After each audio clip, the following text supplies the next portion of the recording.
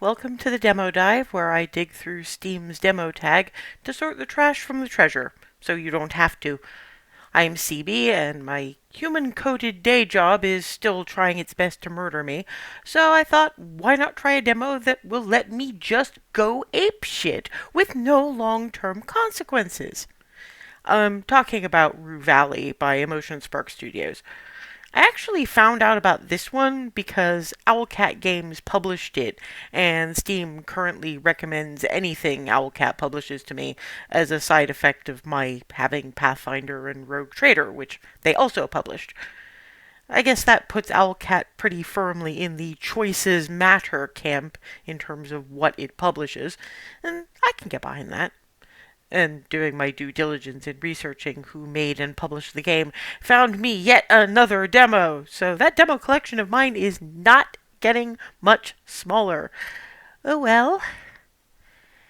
Anyway, Roof Valley is actually out now, and thankfully the demo is actually still up. Not every publisher does that, but it also meant a slightly wider variety of trailers, which gave me a little more of a feel for the game than I had on Monday.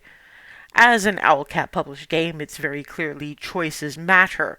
You play as Eugene Harrow, a man stuck in a 47-minute time loop, but apparently how you play him coping with this Groundhog Day on fast forward shit is entirely up to you. I'm not sure the mechanics of all that, or what various modes of behavior open up, but I have some guesses based on various of those kinds of games I've played in the past. It could be Disco Elysium, but with your MC being somewhat less of a weirdo. Maybe, possibly. Or it could be a blue, red, purple for the wise ass mechanic that Dragon Age 2 used. Or some traits being picked up at character creation, like in Scarlet Hollow. All of those things opening new avenues for approaching a situation. But I guess the only way to find that out, not to mention finding out maybe why there's a 47-minute time loop happening to us, the only way to know is to poke at the demo and see what we see. So, sitting comfortably? Good. Then we'll begin. Just hoping we get actual sound on this. Ah, there we go. Ah, yes, so we really do have personality points to spend. Resolute, ambiverted, and mindful. So resolute, you feel neither calculated nor impulsive, but alert and confident. If only you could stay in this state of perfect focus. Ambiverted, you're neither introverted nor extroverted. Yeah, because you've got social, etc. You feel equally fine completely alone as you do surrounded by a huge crowd of people. Mindful, sensitive, or indifferent. You're aware of emotions and don't pretend they are not important, but you don't let them overwhelm you. So now it's all about deciding where to put these 1, 2, 3, 4, 5, 6, 7, 8, 9 points. So it's 3 for 3, depending on how I want to do that.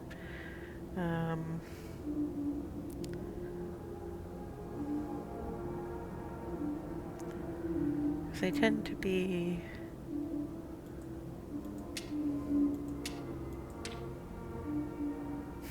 As a somewhat sensitive person, you easily empathize with others and are prone to surrender to your own emotions.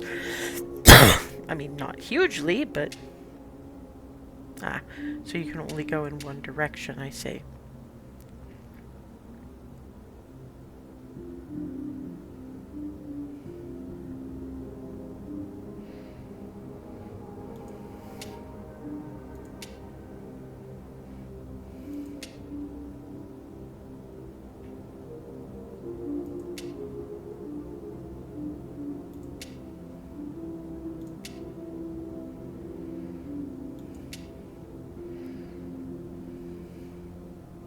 And you have to spend all available points to proceed. That's...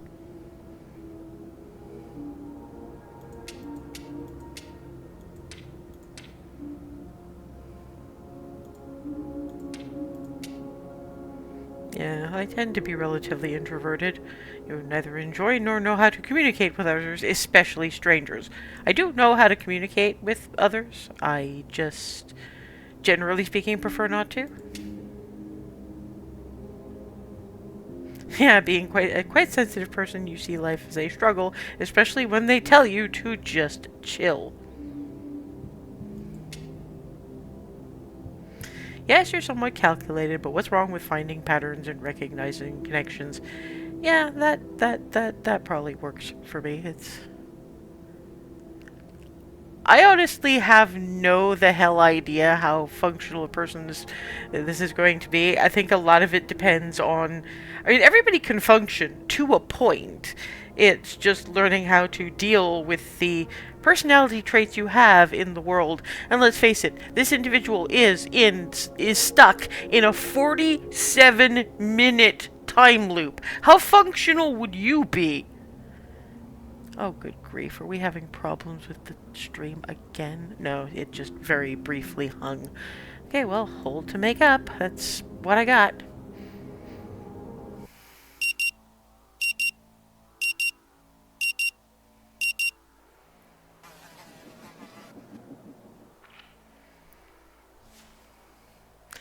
The frenetic sound of a century-old clock nudges you back to the present.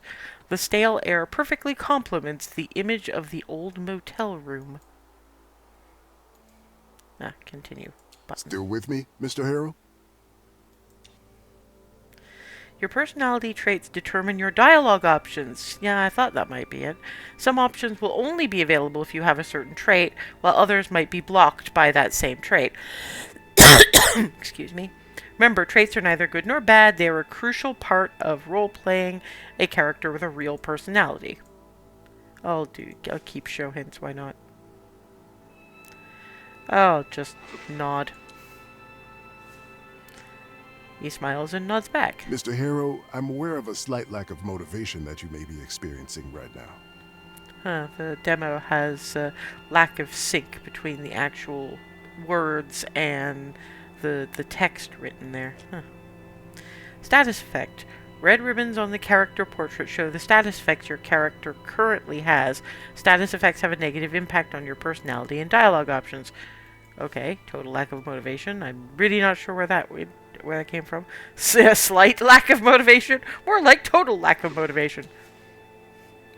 You'd rather stay in bed all day instead of attending this farce they call therapy in the middle of nowhere. And we'll surely be coming back to this condition of yours later during our sessions. Your personality is represented in this part of the screen. It shows your personality axis that you defined during character creation, as well as the trait that you chose. Select / hover over a trait to see what it is and what it does. But for now, I just want you to acknowledge its existence, and try to stay aware of it at all times, if possible. Silence befalls the room. A muffled clanging sound from outside, only making the moment more uncomfortable. I'll try. That's good to hear. Now, in order to keep us focused, I always limit the session length to exactly 1 hour, hence the alarm. However, since this is your first session, I'll allow a few questions, if there's anything. Can't you simply state that I'm fine so we can both move on with our lives? Is another session really necessary? I was hoping this would be a one-time thing. Why do we have to do this here in the middle of nowhere? Yeah, that's my question. It may be hard to understand the need for isolation at first, but my methods require complete divergence from the client's regular way of life, as well as temporary distancing from their social groups and circles. This place is ideal in that regard. However, it's understandable that you need a period of adaptation to both this idea and to your new surroundings. That's also why I haven't asked you to hand over your phone yet. But please don't be alarmed. We'll talk about everything in due time. Any other questions? Well, is another session really necessary? Because, of course, they haven't told me why I'm having this in...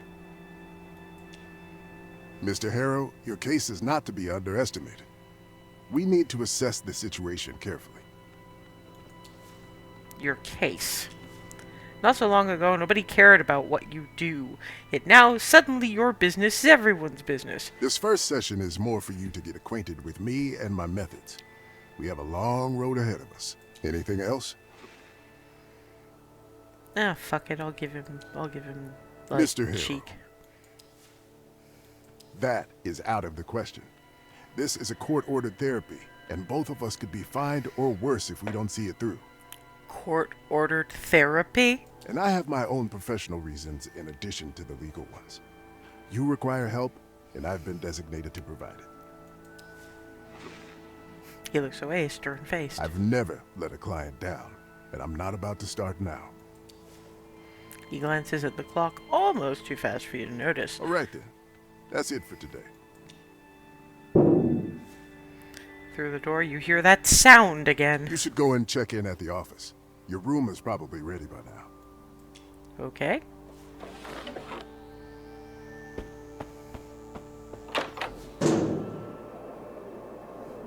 Next to you is the source of the clangs you heard from inside. A young woman beating up an old vending machine. Give me my coffee, you jerk! Run. Run to where? Where am I running? Spit it out already! Am I allowed to just, like, leave? How far can I run? Nope. The Silent Hill kind of thing. You.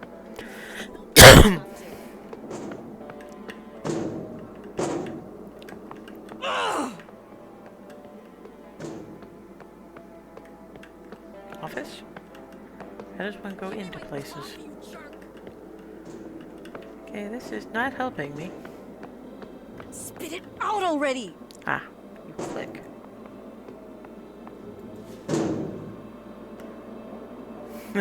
Could she be here for therapy as well? Who knows, but unlike you, she definitely looks like she needs it. Nobody needs to be sent away from their home to this dump regardless of their mental state. There must be a better way to help a distressed person. Perhaps you could speak with her, see if you could help somehow. Or is that too much to ask right now? It's really too much to ask right now, apparently. Thief. Haha. Clicky. Yes, Rue Valley Motel. Our Coral Destiny internet antenna is All down. the attention of the girl behind the counter is occupied on the ongoing phone call. Mm-hmm.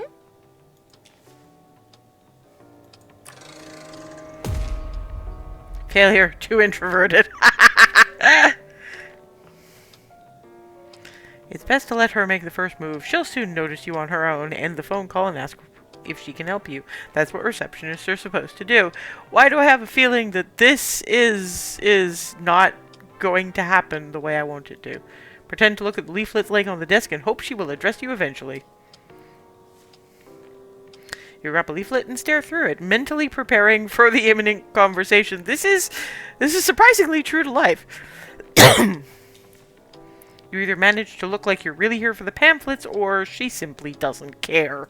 No, the repair tech already came yesterday. Said the internet will be up by noon today. She says to the person on the other side of the call. After a few dozen anxiety-filled seconds, you finally realize she's not about to cut her call short just because you happen to show up. Move away from the reception desk and stop invading her personal space. Time in the game does not progress outside of dialogue, so in order to wait until certain events happen, you need to find a way to kill time. Usually you can do that with various items and interactions around you. For example, reading a book, scrolling through your phone, or just chilling in a cozy chair. Mm-hmm.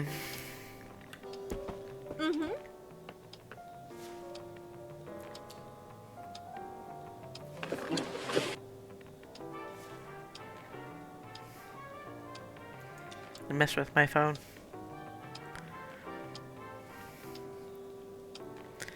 Play a quick match of hyper-casual protagonists until she finishes the call. First wave of tiny bow-tie-wearing antagonists appears on your phone screen. You tap the one carrying a golden fork and he instantly turns into an amorphous purple splotch. A matching splotching sound effect plays at the same time, further confirming that the bow-tie-wearing, golden fork-carrying antagonist is no more. I guess I'm supposed to squash them all, okay?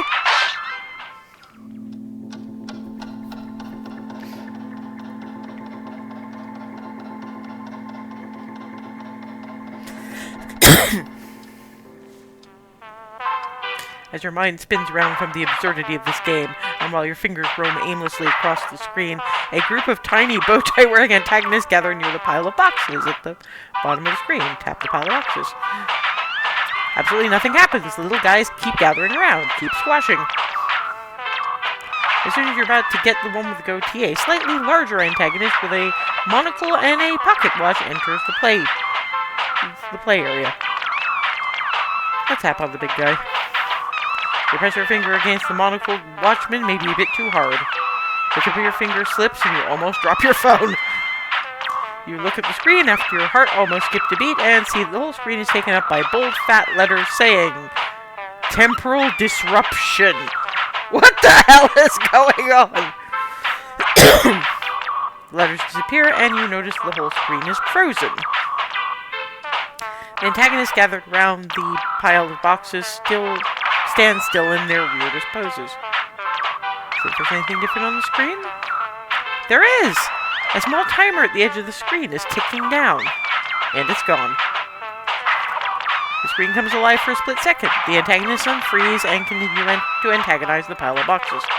And before you get the chance to do anything else, the whole phone is covered in black. Out of the blackness, disappointing red letters appear. Protagonists defeated. With a quick swipe and finger flick, the game is gone, and you're back staring at your old wallpaper. I hope they fixed that in the main game.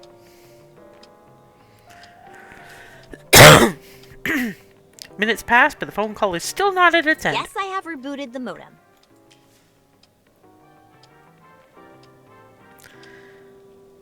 Scroll through your feed to kill time, I guess. Until she finishes the call.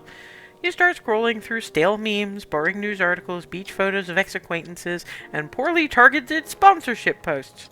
Scroll some more. In one picture, a grinning middle-aged stranger is apparently showcasing his newest baby. Thanks to a cleverly applied filter, both of them sport donkey ears. In an overly long and arguably racist video, a non-native speaker is repeatedly making embarrassing linguistic errors. They often turn out to be unintentional double entendres. Hilarity ensues.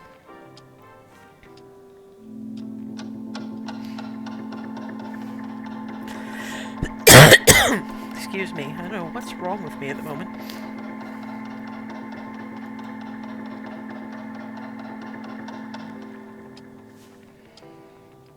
After a while, you realize that neither the pictures nor the posts are loading correctly. Check the signal. 1 bar, but you get a feeling that if it could, it would show half a bar.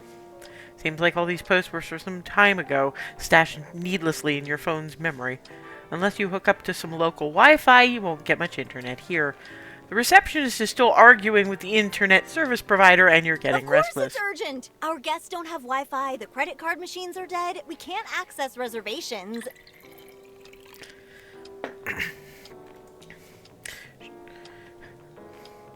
Fuck it. Putting the phone back in the pocket. Sit patiently, doing nothing. Until she finishes the call. The easiest thing, yet so hard. Try it anyway. Maybe this will motivate me to actually talk to the woman.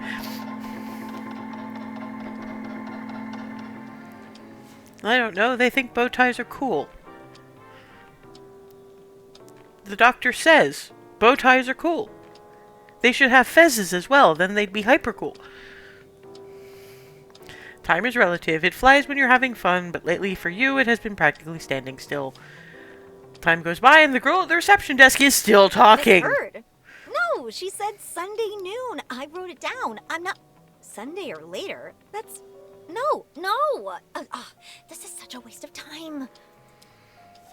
Finally, the girl hangs up, ending the forever Hi, call. Can I help you? I would have hung up earlier if I knew you were waiting for me. You're too quiet.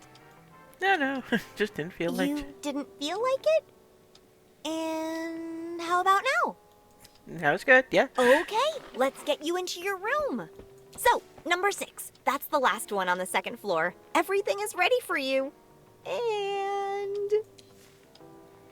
She raises her hand, holding a piece of blue and red plastic. this is your key card. Thank you. You stretch your arm politely, hoping she'll hand you the card, but she's completely ignoring your gesture and is excitedly waving it around. Oh, I see you're confused by this. You were expecting an old-fashioned key, weren't you? Well, we've decided to modernize for a number of reasons. I'm just gonna listen to this, Actually, I one guess. reason, to be perfectly honest, the guests just kept on losing their keys. It was exhausting, and my dad didn't like the cost of replacing so many locks. So, yes, we decided to use electronic key cards. Costs us a lot to implement, but now when a guest loses their key, we only need to replace a piece of programmable plastic. How great is that? It makes my life so much easier. She takes a deep breath, planning to continue, but a notification sound from her phone interrupts her. She immediately grabs the phone, smiles, and starts typing a message as if she suddenly forgot she was talking with you. But after a few seconds, she puts the phone down and hands you the key card. Here's your key card, and I'll need your signature here. Items you pick up are stored here, inventory. While not in dialogue, you can click on them to interact with them. Also, some items will show more information on their icon. For example, Wi-Fi ability or battery level on your phone. I will sign the document. Thank you. I'm here if you need anything. Enjoy your stay. Okay, out I go.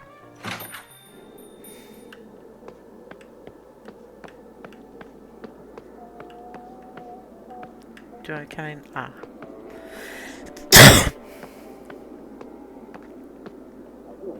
You have to click on the stairs, too.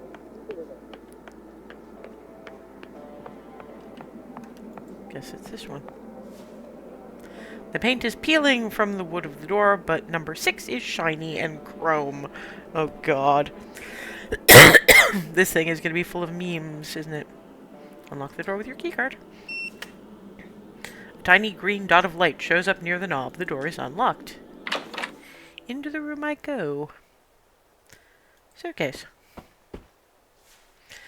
Hundreds of strangers have slept in this bed, leaving behind flakes of dead skin. I'm pretty sure they changed the sheets. Still, you can't wait to jump into the sheets and contribute to the collection. Unfortunately, between you and the object of your desire on the folded sheets lies a dusty suitcase. Your suitcase, the smallest one you own. I can't deal with this right now. Somebody's having a hard time. Yeah, it's such a chore, but the more you prolong it, the worse it will get. If you don't unpack now, it'll feel even harder and more pointless to do it later. Step by step, a single act of unpacking will become an insurmountable burden, and even thinking about it will make you feel weak and powerless.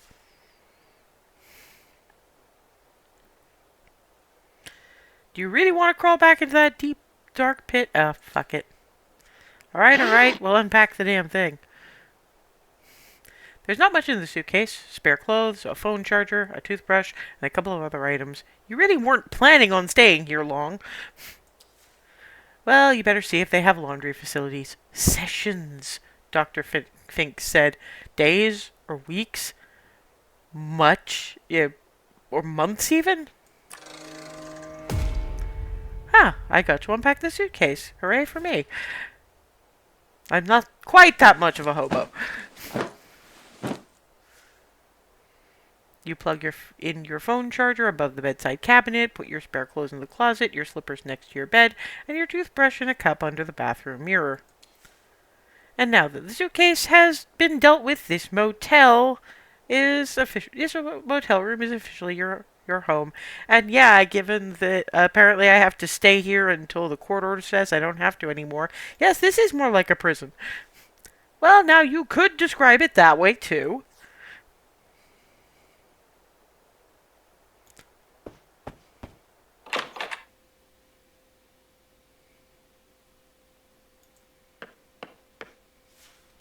There are so many dark patches that this can barely be called a mirror.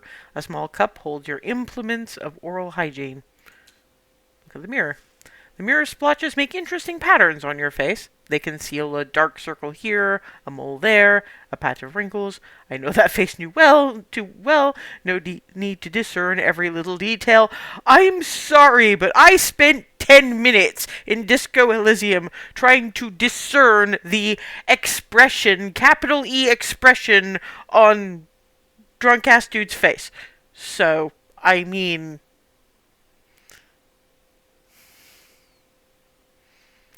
Oh, Lord. Before we do anything else, I'm going to have a chat. Well, not so much a chat with this individual as a report this. Account suspended or deactivated already. Good. So they can fuck off then.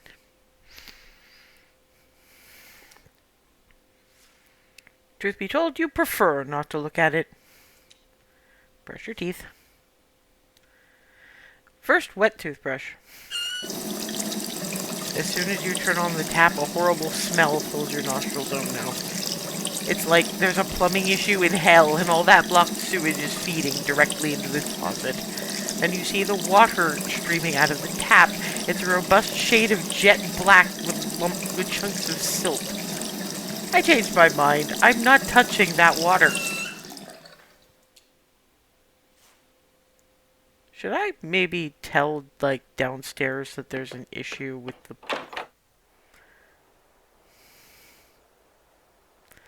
I should probably tell downstairs that there's an issue with the plumbing. I'm gonna see if I can do that.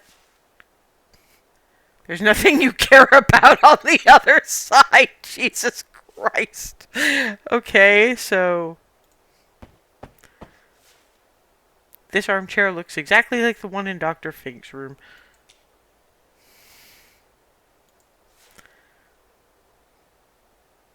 With a gentle touch, the phone screen turns on again. Nope. Anything else I can do or look at? Ooh, what's this? A list of rules you can't be bothered with right now. Okay. Alright, fine. I guess I'm left with very little but the bed.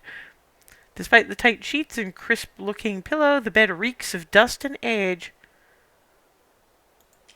Fall onto the bed.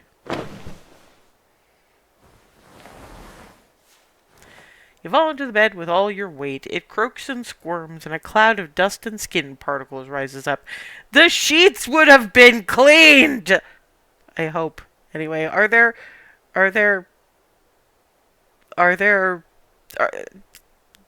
motels that do that? No, actually, no, I don't want to know.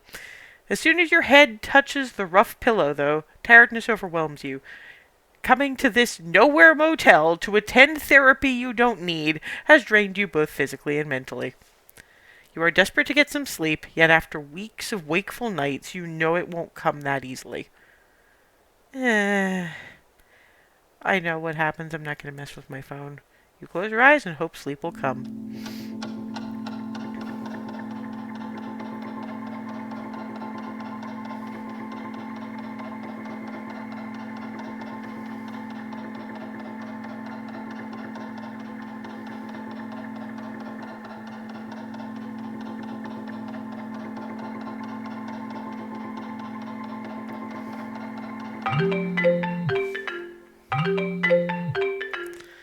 Check who's calling. The screen simply reads unknown number.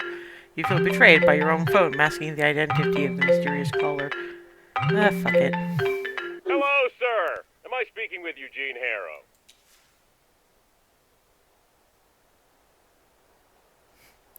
The line crackles heavily as if the man is speaking from the distant past. Who wants to know? My name is Percy Rugger, and I'm a senior sales executive at Ulterior Paralegal Exploits Consultancy. We'd like to offer our help regarding your case. Ulterior Paralegal Exploits Consultancy? Ulterior, Mr. Harrow, with an umlaut. And please don't let the name fool you. We are the most respectable yet cutting-edge agency, which means we work on the edge of, but still inside, the established legal framework. In fact, we are the leader in our field.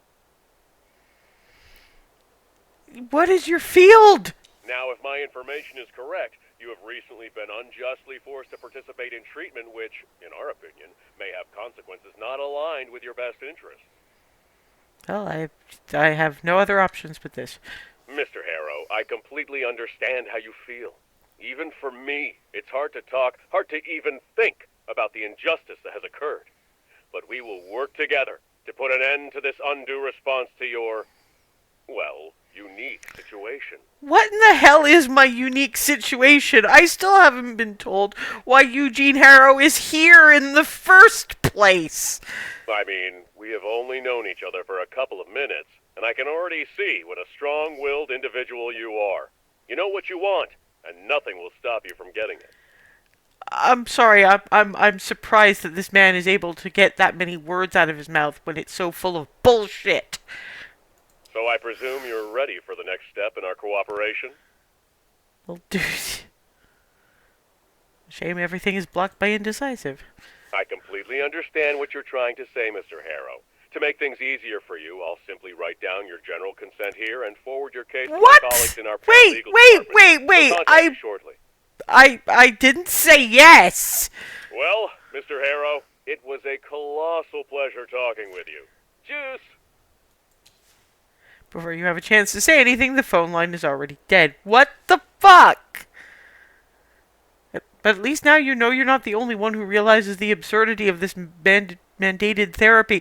I'm sorry, but I don't know what I'm getting therapy for, and all I know is some really sus-sounding individuals want to get me out of it, and I have no... What the fuck? I just... no.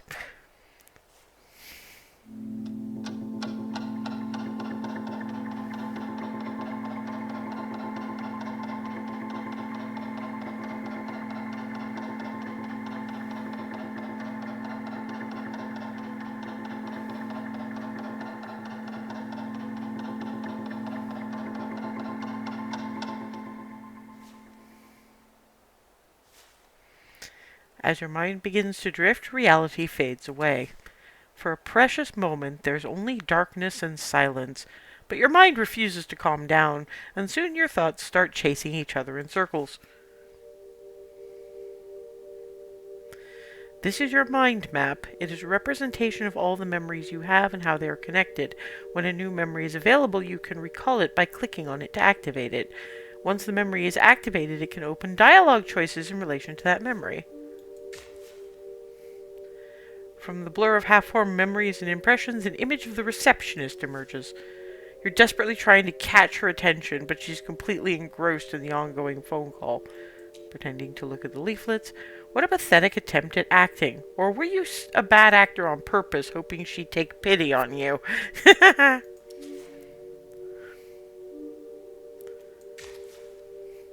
You see yourself lying in the bed in your new motel room, holding the phone next to your right ear. My name is Percy Ruggard, and I'm a senior sales detective at Ulterior Paralegal Exploits Consultancy. We'd like to offer our help regarding your case. Ulterior Paralegal Exploits Consultancy? Sounds like a legit organization, don't you think? No.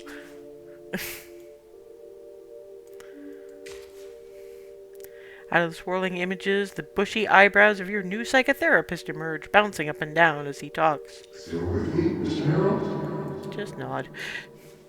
Are you conserving your words or hiding the fact that you just don't have any? I bet it's the latter.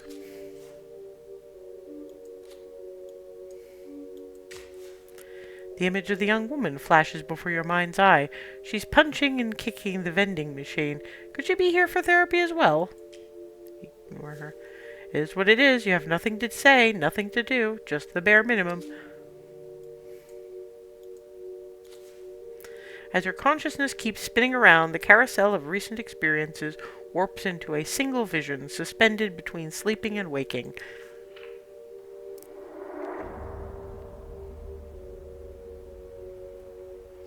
Huh, this is weird. You find yourself staring at the smallest suitcase you own, perched on rumpled motel sheets. Everything is packed. Clothes, phone charger, toothbrush, and a couple of other items. I'm ready to go home. As you reach for the handle, you notice a toothless gap, as if the suitcase forgot to fully exhale. Then the gap widens just a little, and something shifts inside. The suitcase jerks. Better shut it tight first. But the suitcase feels too alive. With a loud hiss, the seam splits and a snake's head appears, lidless eyes fixed on yours. Then, even more hisses follow and more snakes emerge, liquid as death and cold as oil. Their bodies twist into knots, ready to spill all over the sweaty sheets. Shut it. Now. You slam the lid down. The latch snaps shut, silencing the hisses. For now. I gotta get rid of the suitcase. Let's shove it under the bed and get out of here. Out of sight, out of mind. As you descend the stairs, midday heat pricks your neck with sweat, and you think of everything you left inside the suitcase. It is clothes, a phone charger, toothbrush, and a couple of other items. You enter the reception area. No one's here, and even the AC is turned off. The air is hostile and heavy. I can't wait here. It's too hot. On a desk, a stack of pristine checkout forms sits beside a pen. Perhaps you could just do it yourself? Yep. Let's get this over with. Name, date of birth, length of stay, but a single mischievous drop of ink escapes the pen and begins swelling into a blot, a puddle, a pond, spreading across the form as sweat spreads across your shirt. Snatch another form and start over. You slap the new form over the old one. That's the dumbest thing I've ever heard. The blot seeps upward, your sweat drips downward. Yeah. The paper becomes a battleground of stains. Your tongue feels swollen, your throat dry. It's no use, just keep writing. You write all the words in black on a completely black paper and sign it in black. Not your fault, after all. You did what you could. Now it's time to leave and find something to drink. The parking lot shimmers in the heat, asphalt soft underfoot. Across it, the vending machine glows like a mirage, its glass fogged with condensation. Somebody didn't use the apostrophe when they didn't need an apostrophe! Go you! Insert coin, press button. Machine hums, light flickering, but no bottle comes out. Insert coin, press button. You drop another coin, clink, press, hum, still nothing. Insert coin, press button. Word narrows to the clink of metal, the press of your finger, the machine's empty whir. Maybe this time it'll work.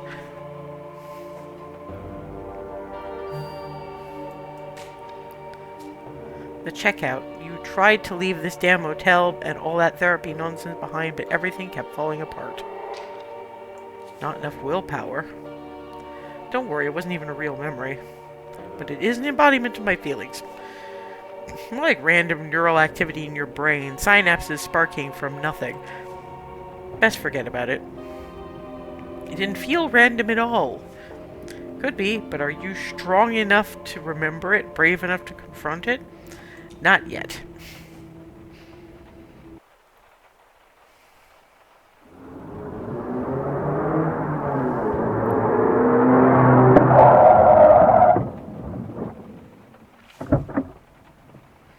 The sound of a car engine and screeching tires urges you to open your eyes, bringing you back to miserable reality once again. Your head is still spinning in a whirlwind of uncontrollable thoughts. Your nostrils pick up a curious smell of dust, and your throat is as dry as a desert. Status effects. Some status effects can have a greater impact on your personality. Thirsty, for example, nudges you just 1 point towards the impulsive side. But some other status points have a much greater influence, and in some cases drastically change the personality you defined in character creation. It was foolish to hope you'd fall asleep. Oh, right, the sink. I wonder if the sink is any better now. It's still... yeah, no.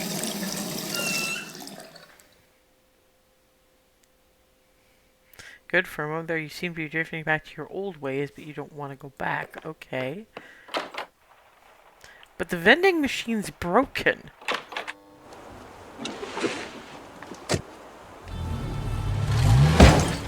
God damn it! Okay. You hear the man yell from inside his vehicle. Even through the tinted windshield, you can feel his frustration. Come on, start, you piece of shit!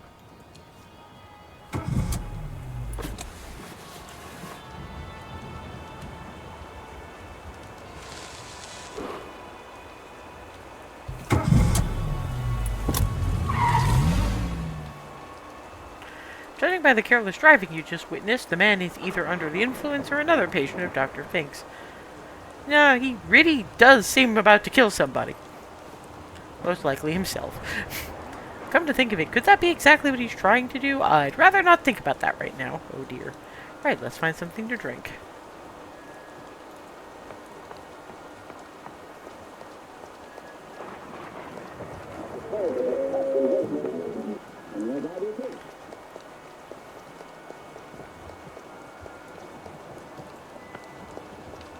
Yeah! You jumped as if someone jabbed you in the stomach.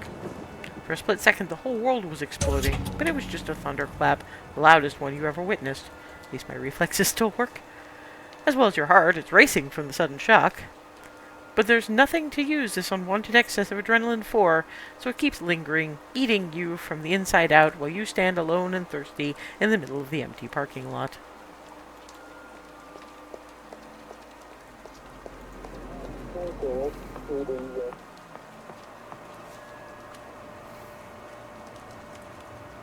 The battered machine seems to be decades old, except for a newly installed, comically reddish button.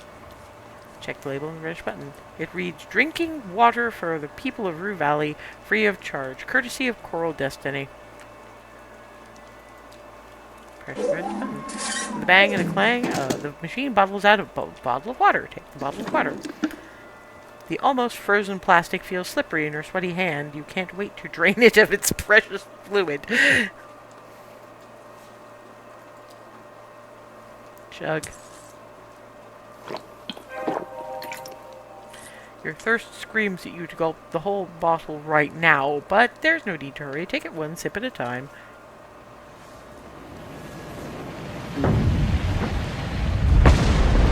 Suddenly the night sky turns blood red and you feel an infinite scream passing through everything. Unbearable anxiety washes over you. Okay? Get away would be a good start. But you can't run away from the whole sky on fire any better than you can from your own past. At least I don't have to face it. Your eyelids connect, and darkness greets you for a mere second. But as always, the carousel of suffering starts spinning immediately. How do I let go of it? That's easy. Simply let go of yourself. What kind of answer is that? I see you're confused by this. The receptionist says whimsically, emerging from the whirlwind. What I wasn't expecting is you! But the receptionist disappears, and instead the fiery sky begins burning its way through the darkness, cutting several straight, narrow slits in your closed eyelids. I would like this to stop now, please. Well then, keep craving, keep clinging, keep suffering. You don't really have a choice in the matter. Red sky is seeping through the cuts in your eyelids, forming a number. Ahaha. Still with me, Mr. Harrow? I don't need Mr. therapy. Harrow, the court thinks that you do. I'm simply doing my job, and we will need at least a few more sessions just to determine the severity of your case. As he speaks, Dr. Fink only seems to become more real. But I am aware of a slight lack of motivation on your part, and will surely be coming back to this condition of yours. Lack of motivation. That's the least of your worries while your mind is filled with this crushing, overwhelming sense of Wait, did you hear that? A muffled sound of metallic clanging from the outside diverts your frail attention. For some unknown reason, your heartbeat accelerates and cold sweat appears in your armpits. At all times, if possible.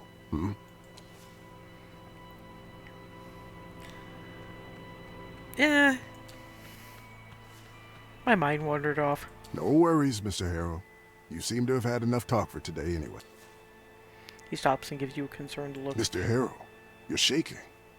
Are you feeling unwell? Well, you endured the whole session stoically so far, but this one moment of anxiety, it could completely ruin your chances of being sent back home anytime soon. Try and act like the stable, well-adjusted person that you are. This is going to go incredibly badly. Yep, too sensitive.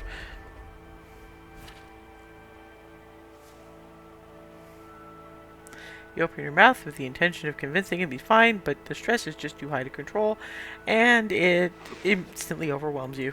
Yeah. Your face wrinkles in spasm and tears burst out your eyes suddenly, as if a pressurized canister full of ocean water has been ruptured by a stray bullet. It's all right to let it out. You recognize great compassion in his voice. Gradually, sob by sob, you calm down and your breathing slows down to its usual tempo. There are tissues on the table if you need them. Thanks. Feeling a little better? He smiles. Good. He pauses for a moment. May I ask, how is your sleep these days? I haven't slept in months. Is that so? He seems to inspect the dark circles under your eyes. Well then, if you happen to have trouble falling asleep tonight... He opens his hand, revealing a single purple pill lying on his palm. Oh boy. There's no reflection in his glasses. Above them is a pair of bushy eyebrows. Remember, what I'm giving you is a mild, non-prescription herbal hypnotic drug. Nothing more. Hopefully it'll help you calm down and get some rest tonight. We'll continue tomorrow. All right then. Now you only need to pick up the key card for your room. And I'll call the receptionist to make sure everything is in order. Sounds good? Thank you.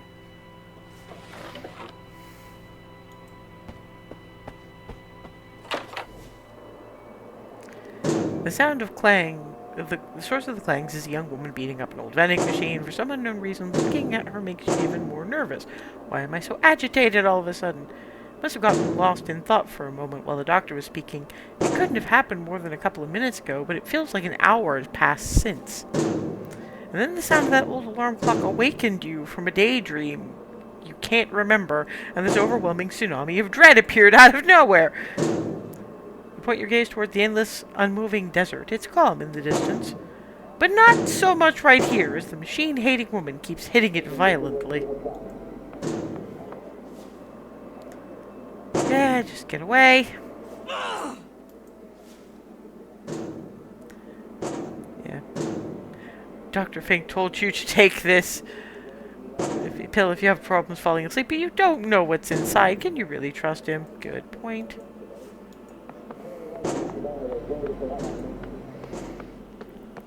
Give me my coffee, you jerk! Listen, I know what I'm talking about. Your repair tech All the said attention it of was the girl fixed. behind the counter You is being just- hogged by the ongoing phone call. Of course it's urgent. Our guests don't have Wi-Fi, the credit card machines are dead. We can't... She pauses for a second. Oh, hold on. I have someone on the other line. Presses a button on the Hello, phone. reception. Oh, what can I do for you, Dr. Fink? If it's about the Wi-Fi, She pauses again and directs her gaze towards you. yes, he's here. Of course, no problem. In an instant, the realization dawns on you. Because of your crying outburst at the end of the session, Dr. Fink must have just warned the receptionist of your condition. I'll smile. She smiles back at you as she touches the button again. Hello? I'm very sorry. I will have to call you back later. Bye. She ends the call and turns to you. Hello, Mr. Harrow. How are you? Are you ready to check in? She continues in the same breath without waiting for your answer. Everything is in perfect order. Don't you worry a bit about anything. Thank you. You're welcome. Let's get you into your room. Her voice is full of enthusiasm. So, number 6. That's the last one on the second floor. Everything is ready for you. And... She raises her hand, holding a piece of blue and red plastic. this is your key card. I'll nod and wait for her to put it on the counter Oh, this I time. see you're confused by this. You were expecting an old-fashioned key, weren't you? Boy. She's excitedly waving the card around her Well, head. we decided to modernize for a number of reasons. Suddenly she curtails her excitement as if she remembered something. You must be very tired. Perhaps I'll tell you about it some other time. It's a really interesting story. I'm looking forward to hearing it sometime. Here, She hands over the key card and puts some kind of document on the counter. I'll just need your signature. I will read the document first. They won't get you this way, and don't forget the small print. Yeah, anxious apprehension has done a number on me, apparently. Oh, are you a lawyer, perhaps? She interrupts you curtly. Not really. She's right, you're not a lawyer, so who are you kidding? Just sign the damn document and prepare for the unknown consequences. Thank you for your trust. Okay, sir. the thing about this game is it's got the vibe of what Disco Elysium was trying for, and yet it's doing it in a completely unpretentious way, and simplified it so that it's not whatever it was trying to be. I know a lot of people liked it, but I felt like I was playing a half-lucid fever dream the entire time. But this feels like it's in the same wheelhouse, but it's accessible to me, if you see what I mean. So, yeah. Thank you for your trust, sir, with a barely visible smirk. I'm here if you need anything. Enjoy your stay. Bye. Out already.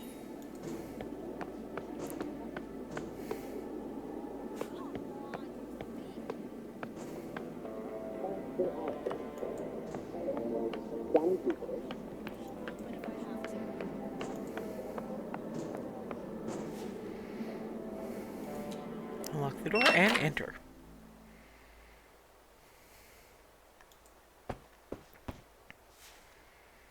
Why am I afraid of unpacking? Because your dusty suitcase, the smallest one you own, is lying on the folded sheets. Even thinking about unpacking right now is making you feel terrified. Why am I afraid of unpacking? Perhaps you're scared of what you might find inside? Or maybe worried that by unpacking, you accept that you're going to stay here for some time. Yeah, they're going to keep you here forever, aren't they? Yes. Perhaps I could relax a bit in the armchair instead.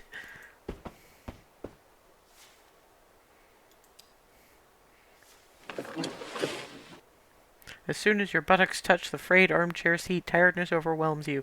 Coming to this nowhere motel to attend therapy you don't need has drained you both physically and mentally. Yes, it is a very good excuse to reuse assets, including dialogue boxes. All you want is to sleep, but unnerving restlessness is gnawing at you from the inside, like a colony of termites munching on a piece of dead wood. I'll stare at my suitcase, why not? What a pitiful inert object. It's full of my stuff. Stuff? Clothes? Phone charger? Toothbrush? Might as well be empty. But it isn't! Just close your eyes and hope sleep will come. I know the Wi-Fi is going to hell.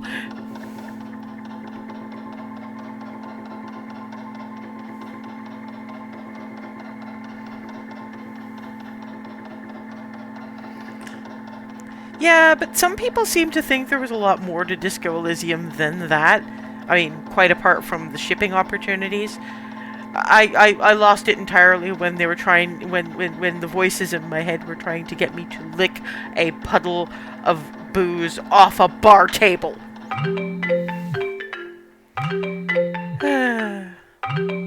Check who's calling. Hello, sir. Am I speaking with Eugene Harrow? Who wants to know? My name is Percy Rugger, and I'm a senior sales executive at Ulterior Paralegal Exploits Consultancy. We'd like to offer our help regarding your case. Who gave you this number? Well, Thank Mr. you. Harrow, to be honest, I don't even have your number. It was randomly selected by... What? The privacy of our potential clients is among our core values here at Ulterior Paralegal Exploits Consultancy, I can assure you. I'm sorry, so they know my name from a randomly selected phone number on it. What the how? Now, if my information is correct, you have recently been unjustly forced to participate in treatment which, in our opinion, may have consequences not aligned with your best interests. I'd still rather not talk about it. Mr. Harrow, I completely understand how you feel. Even for me, it's hard to talk, hard to even think about the injustice that has occurred. But we will work together to put an end to this undue response to your, well, unique situation. I mean, we have only known each other for a couple of minutes, and I can already see what a strong-willed individual you are. You know what you want, and nothing will stop you from getting it. Sir, your hallucination machine AI pulled my phone number out of a hat. You don't know shit! So I presume you're ready for the next step in our cooperation? Oh, this is the only dialogue option I've got I've got. Well, do I have to decide right now? I completely understand what you're trying to say, Mr. Harrow. To make things easier for you, I'll simply write down your general consent here and And forward he's your still case to my doing it! colleagues in our What paralegal the department. fuck? They'll contact you shortly. Well, Mr. Harrow, it was a colossal pleasure talking with you. Juice! Before you have a chance to say anything, the phone line is already dead. Yeah, close my eyes again. Fuck this. My phone is weirding me out now, frankly.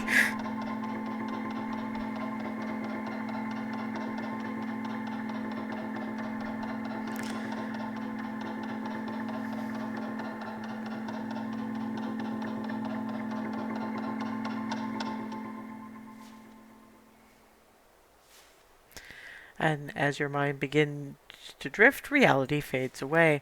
For a precious moment, there's only darkness and silence, but your mind refuses to calm down, and soon your thoughts start chasing each other in circles.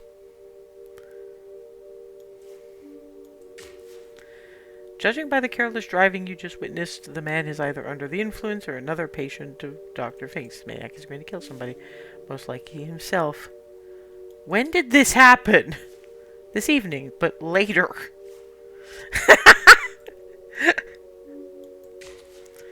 Suddenly, the night sky turns blood red, and you feel an infinite scream passing through everything. Unbearable anxiety engulfs you. Get away. But you can't run from the whole sky being on fire any better than you can your own past. Then suddenly everything happened again. Everything again, but nothing after. For a split second, the whole world was exploding, but it was just a thunderclap, the loudest one you ever witnessed. At least my reflexes still work, as well as your heart is racing from the sudden shock.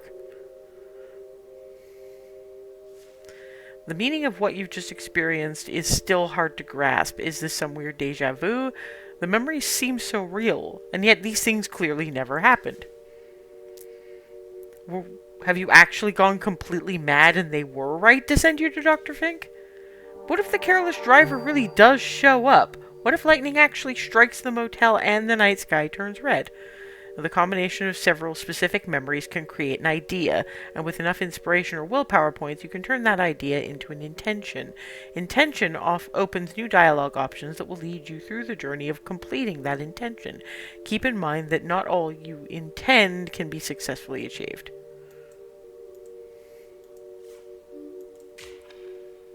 Memory or fantasy.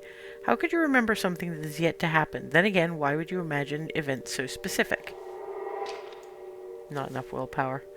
You want to get up and find out if these strange memories will play out in reality or if this is all the fever dream of a lunatic. Yet you can't. It's all too much. All you really want to do is forget you ever even had these weird visions. To forget about being here. To forget about the incident. Ooh. Stay in the armchair forever.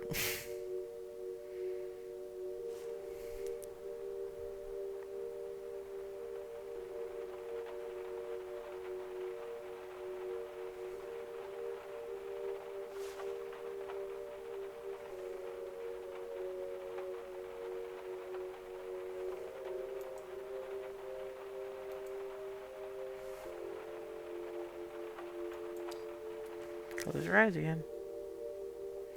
As soon as you close your eyes, the images return again, chasing one another. There's your phone, I guess.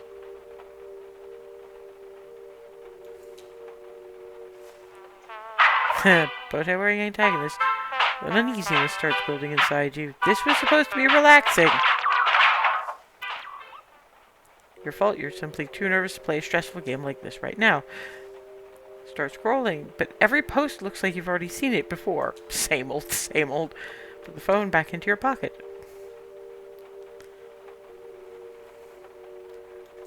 Try closing my eyes again. Yeah, the images return. Well, that's all I've got. Swallowing a pill without any water is not a pleasant task, true, but getting up only to get some water feels like too much of an effort. Using saliva as a lubricant, you help the purple capsule find its way into your stomach. You have no idea how long it will take until its effects kick in, so there's nothing to do but wait.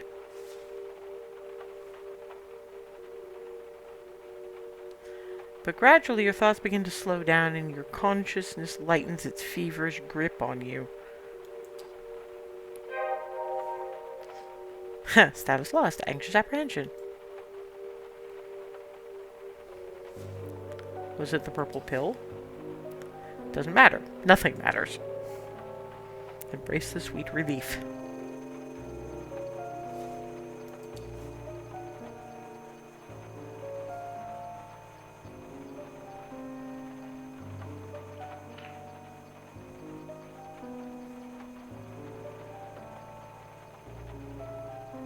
Maybe I should have done the... You are such a doofus. What is this? A tiny spark of light seems to have taken root deep inside you. Must have broken away from that mighty forked bolt of the brightest lightning you ever saw earlier. The spark still without shape, still without purpose, but full of potential. The sound of the loudest thunder jerks you out of your slumber. Ah! The speck of energy, now fully grown, is pulsing in your chest. You remember this feeling. Inspiration points are small sparks of inspiration that you can use to motivate ideas and turn them into intentions. Be aware that when you spend inspiration points, they are gone for good. And as you finally recognize what it is, your pathetic attempt at forgetting about what you experienced earlier is shattered.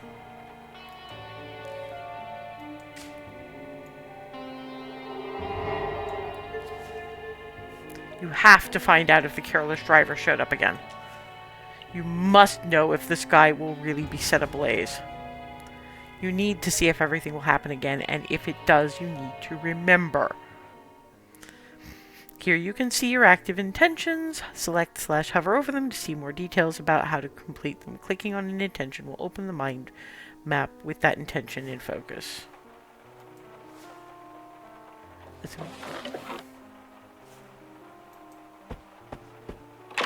How'd I go?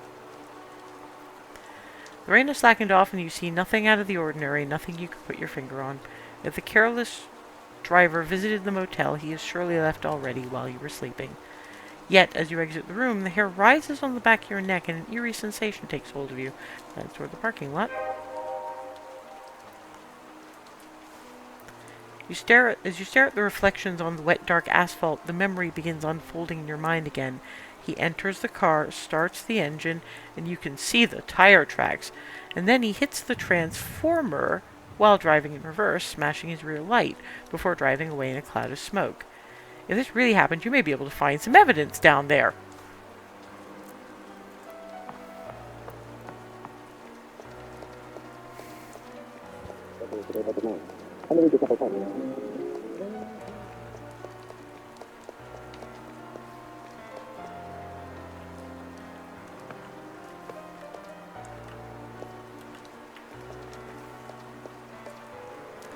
Check out the transformer. As you come closer to the transformer, you immediately notice a couple of red plastic shards. There's several small ones scattered all around, translucent triangles and rhomboids. The largest of them is sitting right next to the transformer, shiny and wet, boldly staring at you from the dirty asphalt. This shard is obviously part of a broken tail light. This means he's been here already. There's no other options. I knew I'd find something here, and I did. So it has to be true. And there it goes. And then, before you can wrap your head around this, the skies are once again set ablaze, exactly as you remember, only confusing you even further. What will happen now? Will you find yourself back at Dr. Fink's office in a moment? Will you remember anything? Or was this a one-time thing and the evening will now continue as if nothing has happened? Befuddled, you cast your gaze on your wristwatch. It's 8:47 p.m. From now on, you will have the exact time displayed here. Pay attention to it because in Rue Valley, situations change when the time changes. Characters might leave some locations and arrive at others. Their mood might change and they might act differently at different times.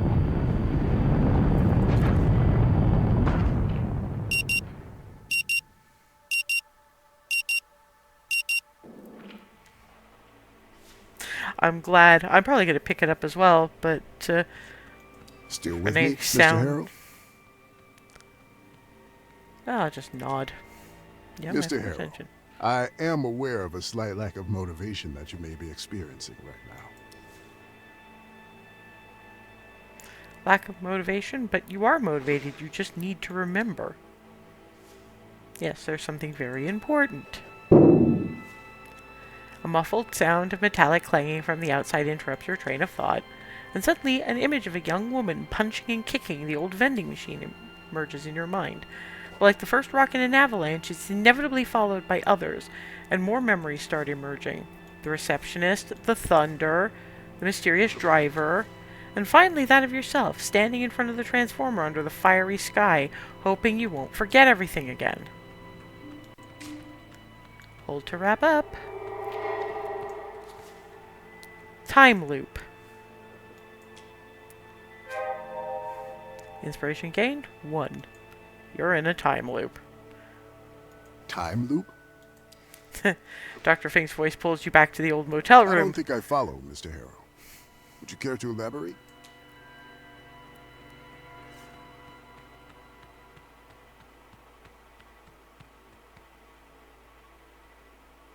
And I get the impression that that's the demo. Almost perfectly timed, too.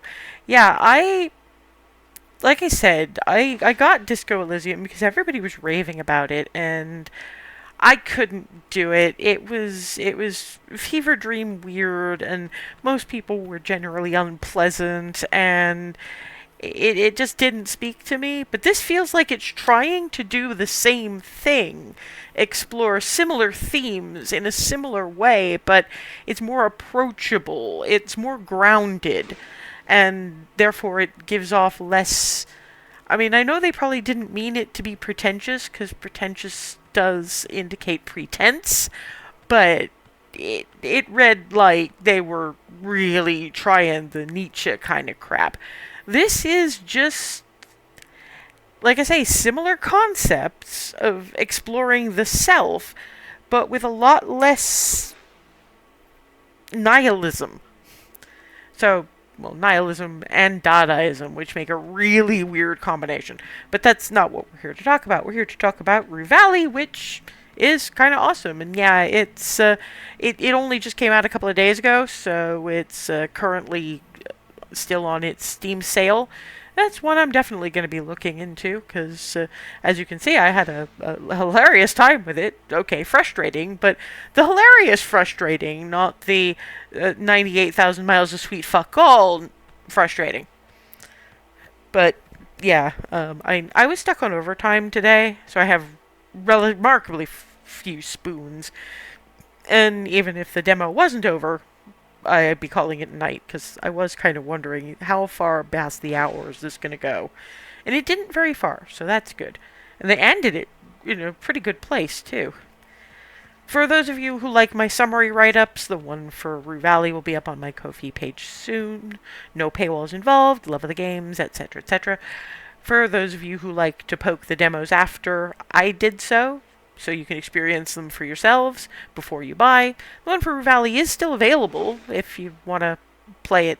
I mean, as you could see, there weren't a whole lot of options that I could have taken, but that might have been down to which statuses I picked.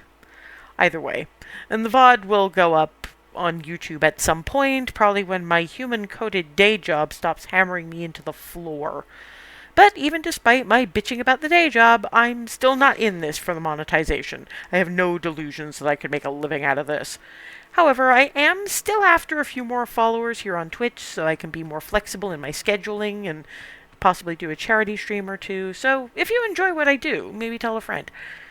Anyway, on the subject of my job being my job, this coming Friday probably won't be a great day to do anything particularly big. So it's just as well I moved the game in full to alternate Sundays. Pretty sure I'll start with Date Everything on the 23rd. You guys deserve to hear me react at, not to, at, overly flirtatious furniture. And I need company when I have to deal with the cultish air fryer. I have a PTSD thing about the heavily religious. Don't ask. How I manage as much Warhammer as I do is, well, I was going to say it's beyond me, but no, it's mostly to do with my friend Noms, who has been accidentally providing exposure therapy through highly devout martyry characters and introducing me to things like the Locked Tomb series for... Oh gods, I have known these people for over a decade. Anyway, since I'm pretty sure I'm going to be halfway to reanimated corpse status by Friday, I checked through my demo collection for something nice and chill. I'm going to require so much nice and chill. And hopefully without too much in the way of mechanics, because I'm even avoiding another Veilguard playthrough until I've finished with Clair Obscur, or at least my first playthrough of Clair Obscur, because I don't want to lose the muscle memory involved in that dodge and parry shit. So after some thought, and the decision to spare you all the whole thing where I play a hidden object puzzle demo and don't talk for 20 minutes, because I went hyperfocus again, I decided that on Friday I'll go with the demo for Everdream Valley. It's one of those farming life sims, but there are a few interesting mechanics that I haven't seen in other games, so maybe I won't feel too bad about adding another farming sim to the growing collection. And yeah, it has very definitely been over 20 years, but apart from the ones where we've known each other for more than 20 years, and we've probably been in communication for more than 20 years too, thinking about it. Pretty good 20 years on that front anyway. The rest of it was not always great, but never to do with you. Anyway, so yeah, like I say, Friday will be interesting mechanicked farming life sim. Just to see if I might contemplate adding one more to the ever-growing collection. There are so many of those little things. Anyway, I hope to see you there, and until then, or until next, have a good one.